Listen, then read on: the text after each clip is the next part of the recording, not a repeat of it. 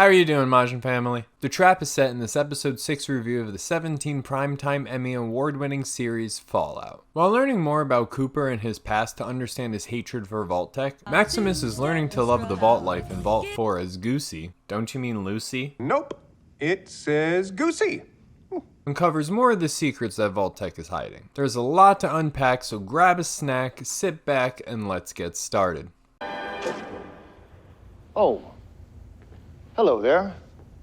Yep, it's me, Cooper Howard, star of stage and screen. The episode opens with a monologue from Cooper as he's doing an advertisement for Vault-Tec. Now that right there is Vault 4's 3-foot thick lead casing. Strong enough to keep out the rads and the reds. So there's a lot to unpack in this first part. Now I know this is a set with actors, but this guy in specific looks like they're holding a gun up to his head off camera. I don't know if he's just nervous, but after seeing what happens in the Vault's last episode, I guarantee he's doing this ad out of pure fear from the company. He's the only one that doesn't look like he's already been brainwashed. That no matter what comes our way. Secondly, if you remember at the end of the last episode, Maximus tells Lucy, I wonder if anyone survived. I did.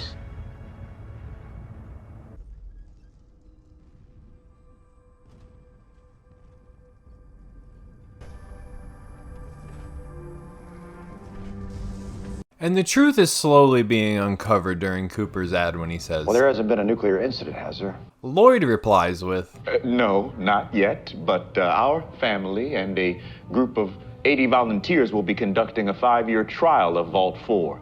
Now I want you to remember both of those statements for the duration of your viewing. Okay, maybe they didn't have a gun up to his head, but would you be surprised? Especially with Cooper's conversation with Bud Askiss here. West-Tec, West-Tec. defense contractor. What is the ultimate weapon to destroy your competition? It's time. Time is the ultimate weapon. The future of all humanity comes down to one word: management. Well, I'm awful happy for you, Buck. Bud Askins. Out of all the characters, I definitely identify with Cooper the most, minus the badassery. But this in specific. What do you say, you and me? Knock back a couple of pina coladas by the pool, listen to the hi-fi? There is a rap party. Like, come on, I just want to be at home and relax with my wife. But no, there's always an extra step. A rap party. All right, we go for a couple of hours, we shake a few hands. It's at our house. Really? One bright side is if it's at your house, you can always find like a secret room that you can go hide in like I do at mine. I low-key wish I had friends and we were still living in the 60s to 70s aesthetic. Just look how stylish Cooper is, just walking around his house in his bathrobe, smoking a cig, drinking some gin. Now we got Sebastian spitting game to the waitresses. I, Bartholomew Codsworth, am ever ready to serve. Perhaps when you finish your shift, we could head up and party in the hot tub. What do you think of that? Oh, no. No? No, thank you. Okay. They basically just sit down to talk shit about how the corporations are taking over Hollywood. But it's not until they're discussing his terms with Robco that really gets me. Sell my vocal rights to that spinning robot they sell to housewives and perverts. Guess how much they paid me for that? 10 million? No, I got 186 pre-tax. Maybe you could ask for more? Well, I did ask for more. My agent got them to throw in one of those robots. What the fuck were they thinking every time I walk into my own house? My own voice saying, hello, sir, do you want to sit down? It's fucking awful. Passing out from his drug withdrawal, the ghoulified Cooper awakens in an organ store to find 3 men walking up towards him. Y'all here for the ice cream social? I'm afraid I got some bad news for you. There's no fudge yet. The shriveled, radiated balls on the ghoul are just downright disrespectful, but it also leads to my favorite intro card of the entire season so far. Destroying a legitimate business? That's illegal around these parts. Says who? The government.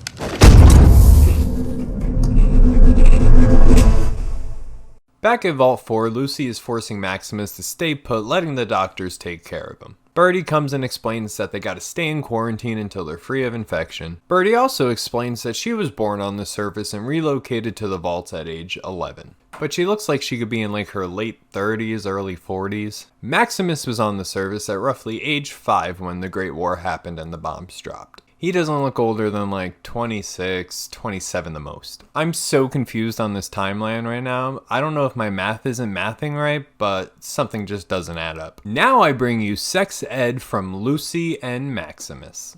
You want to have sex? You mean use my cock? Yeah.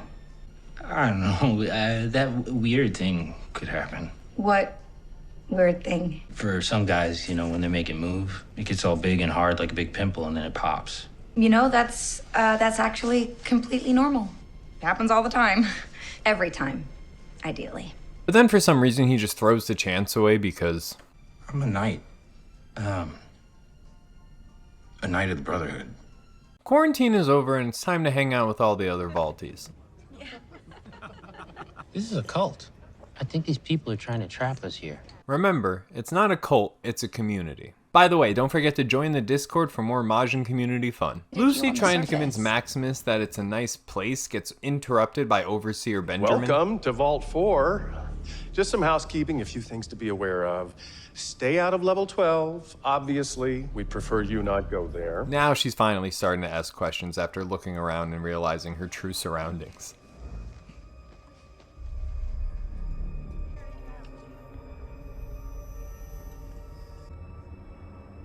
I believe Cooper is doing the same thing back in the hot tub as soon as Francis lets out this little bit of confidential information. It guarantees us a spot in the vault. We've got money. We can buy a spot in the vault. One of the good vaults.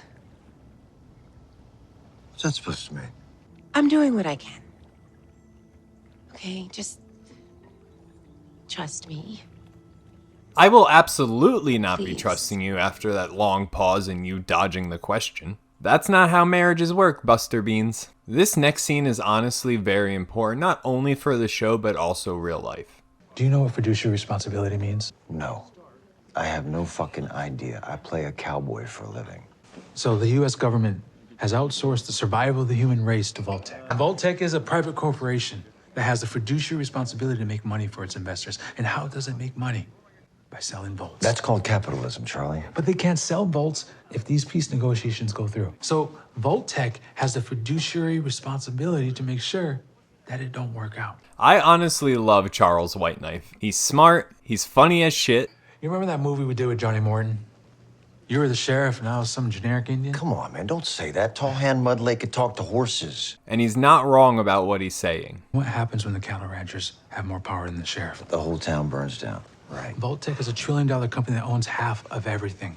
And after 10 years of war, the U.S. government is broker than a joke. The cattle ranchers are in charge, Coop. I guess everything's a conspiracy, right? Yes it is, Coop. You're sitting here defending a system that's ready to set the world on fire, Cooper. Maybe you're the one in the cult. Damn, someone calls surgeon because Coop just got stabbed by Whiteknife. Yeah, let's just ignore that joke. Whiteknife then gives Cooper a business card for some secret meeting about Vault-Tec. I'm sorry, but Barb is such a piece of shit. While they're eating, she just decides to make another life-changing decision without consulting Cooper at all. It's going to be hard on her. That's all. What is? You know, no dogs in the vaults. It leads to this little argument, and I'm sorry, but I'm completely with Cooper on this one.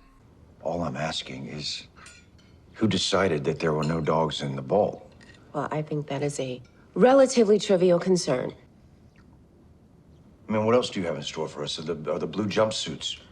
Are those mandatory? What if I don't want to wear a blue jumpsuit? What if I want to wear a green one? As soon as he starts to bring up valid points, I wanna Barb know just about my decides freedom. to bring up while he was at war fighting for his life and her semi-freedom because, let's be real, no place is completely free or else it would be total anarchy. But regardless, she brings up while like he was at war trying to stay alive and return home, that she was at home taking care of Janie, wondering if he was alive, and like, don't get me wrong, totally valid points, right? Totally okay and justifiable to be worried about your significant other while they're halfway across the world, like in combat. But it is not justifiable to use it as a tactic to avoid having serious conversations about your future going forward with your family. I don't know. That's just fucked up to me. You don't see me over here using my trauma to avoid problems and win arguments. We communicate like grown-ups around these parts. Cutting back to Lucy talking to Overseer Benjamin is especially hysterical because he's voiced by Chris Parnell, who does the voicing of Jerry on Rick and Morty. Am I right?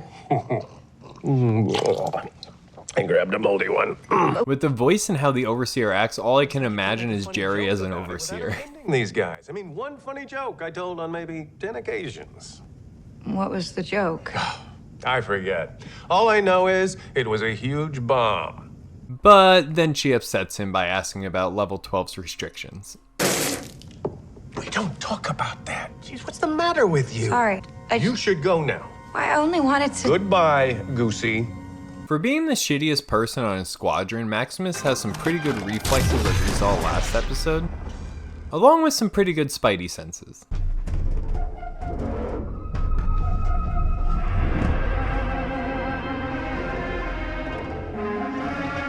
Doing some investigating on his own, Maximus finds out that the vaults are powered by fusion cores just as Birdie pops up on him, using a hot shower as motivation to keep Maximus underneath the vault's enticing ways.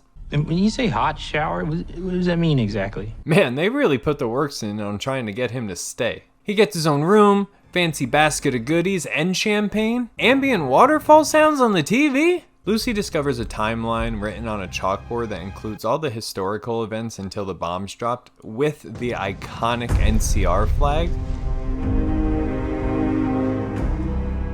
On her way out, she gets invited to the surface dweller tradition that takes place within the vault, just as we join back with Cooper being interrogated by Sorrel Booker and his band of sassy sheriffs.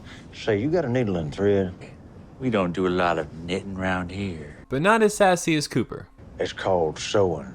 He convinces Sorrel to let his men unhand him so that way he can sew back on his finger, when Sorrel gives a little more insight about who this woman the ghoul is searching for. And by Cooper's face, I think Sorrel's right. With this statement after some more back and forth. Now, what I am hearing is a whole lot of chatter about some woman, name of Moldava. They call her the Flame Mother. Awesome, so we finally got a name. Now that bitch is dangerous. Well, fuck. At least it'll be a great showdown when it happens, because as we can see... so is Cooper. He literally took their guns, shot him in the dick, and then unloaded on them like Yosemite Sam. I got one question for you, old buddy. Why do you have this picture on your wall? That's Moldava. We finally got a face to fit Moldava. That's not how I remember her at all. Or do we? Well, how do you remember her? They really know how to build the suspense. This next part might be a little confusing because it's pre-war Cooper going to the meeting with Charles Whiteknife while Lucy is going to the gathering simultaneously. So bear with me. The tension even when Cooper is debating walking into the meeting is tough on you. Vault 4 sounds like a group trying to put a baby to sleep. If I walked into a room and saw this, I would run away and immediately call 911 because again, This is a cult. even brainwashed Lucy is questioning things at this point. And as soon as she starts to get into it, everybody just starts undressing, and then you can see her what the fuck face come back on. I obviously can't show this part, but it's just naked people everywhere. Old lady boobage, old man boobage, it's just a shit show. Birdie emerges from the shadows while lighting 2 fire pots, repeating the phrase, Flame Mother, we remember. We bring back those taken from us by covering ourselves in their ashes. Poor fucking Lucy, man. If only she waited just a couple more seconds. She doesn't even leave right away though. She starts to see an old woman drinking blood and then she goes, okay, maybe this is my time to leave. She's cut off by 2 dwellers carrying a mural of Flame Mother or something. We cut back to Cooper talking to Whiteknife as a woman approaches to introduce herself. Then immediately cuts back to the mural opening to see a tapestry of the woman we just saw Cooper talking to. Let me tell you, during our first viewing, Lady Maj and I lost our shit. Definitely not a twist you were expecting. Lucy quickly runs away to Maximus, who's already halfway to being brainwashed. That make you feel so good? You want to make my cock explode now? Sorry? Intercourse? Smooth, Maximus. Smooth. She's like, no, we gotta go. These people are completely bonkers. Since he won't go, Lucy decides to take a trip to the forbidden 12th level. Upon entering and ignoring this giant Goldberg carcass just bumping into the window, She comes to a TV showing a woman giving birth to fish and them just immediately devouring her after. Continuing to venture further, she finds fucking pregnant women in cryogenic freezers. A scientist comes to check on the experiment since the door opening signaled this Pip-Boy. Lucy quickly hides but then makes the slightest noise, forcing the scientist to go on a harpoon hunt. I gotta say, whatever self-defense classes they teach in this vault fucking suck. I feel like Lucy learned how to fight better on the surface than she did in the vaults. I mean, she dissolves Rhino Nose's face and then starts fighting like 5 other people. Upon second watch, I want to know what she did to this lady that makes her sit on the ground for so long. It's literally making me laugh so hard. She's just sitting on the ground. It took her the whole duration of Lucy flipping a man for her to get up. She should have just stayed down. Lucy is a badass. It took 5 people to grab her. This part doesn't make sense. I mean, it does, but it doesn't. Lucy tells them that they're crazy after being captured, in which Birdie replies, I'm sure if we came to your home, we would say the same thing. like you did, didn't you? Earlier you said, we take refugees all the time. So like, you did come into their home, did you not? Our episode comes to a conclusion with Maximus just sitting back eating popcorn watching a waterfall while all this is happening. I couldn't imagine just sitting there eating popcorn watching a waterfall on black and white TV. I'd probably just...